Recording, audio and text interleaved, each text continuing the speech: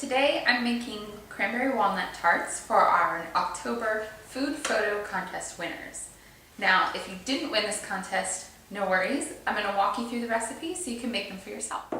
We're going to start with a standard pie crust. You'll need a cup of flour, half a teaspoon of salt, and that's what I've got in my mixer now.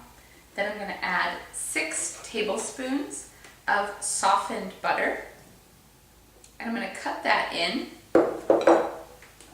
with this little boy. Now you can do this by hand with knives or forks. Cut the butter in yourself. It's a lot more difficult though. Once this reaches a crumbly consistency and the pieces are about the size of a pea, you can go ahead and turn it off and we're ready for the water. We're ready to add the cold water. I'm going to remove my mixer. And I always use a rubber spatula. You want to add about 5 to 6 tablespoons of cold water, one at a time, stirring them in thoroughly between each one until it reaches a nice semi-sticky consistency. Okay, now once it sticks into a ball like that, it's ready to go. So I'm going to turn it out onto some plastic wrap. Beautiful little ball of dough there. Wrap it up and stick it in the refrigerator while I work on the filling. That'll give the butter a chance to set up a little bit inside there, and we'll be able to create some nice flaky layers. Okay, now it's time for our filling. I'm going to put 1 cup of all-purpose flour. I prefer to use unbleached. In a large mixing bowl, I'm going to combine that with 1.5 cups of sugar. And just combine that well.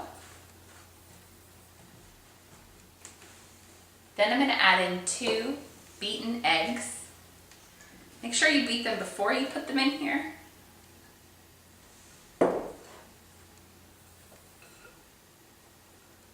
And you don't have to mix that well. We're going to combine it all very well in just a minute.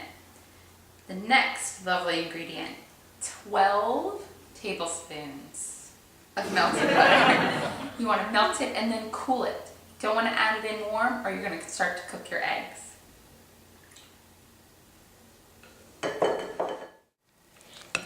You just want to mix that up until it's well combined.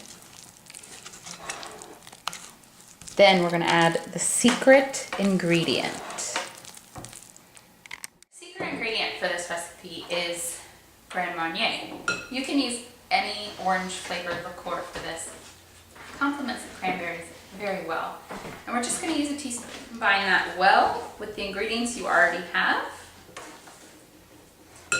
Then you're going to add in about a cup and a half of walnuts, depending on your preference. I like a lot, so I usually use a heaping cup of walnuts. And you want about 2.5 cups of fresh cranberries. You want to make sure that you wash them very well and take out any mushy ones or any stems that may be on there. And just mix this all together. It's going to be a little clumpy and gooey, but that's okay. It's all going to melt together once it's in the oven. So delicious. Now a little trick for making a nice flaky crust for a pie or a tart is going to be folding the crust over. So I'm going to roll out just a little bit, fold that crust in half, turn it, and roll it again. And I'll keep repeating that process probably 4 or 5 times before I actually roll the dough out for the crust.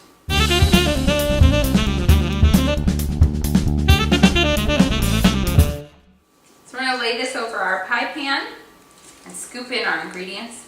Then simply trim up the edges a little and fold them over.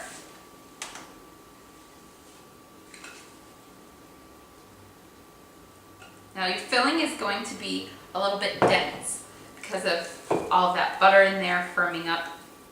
It's totally fine. It's going to melt and turn into this gooey, delicious filling. No worries.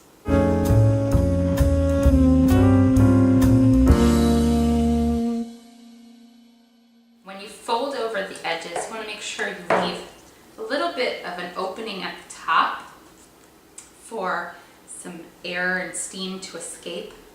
We don't want to steam the insides, we want to make sure that they bake. Okay, now we have a lovely little tart formed. We're going to stick this in a preheated oven that's been heating at about 350 for 35 to 40 minutes or until it's nice and golden brown. So now our tarts are out of the oven.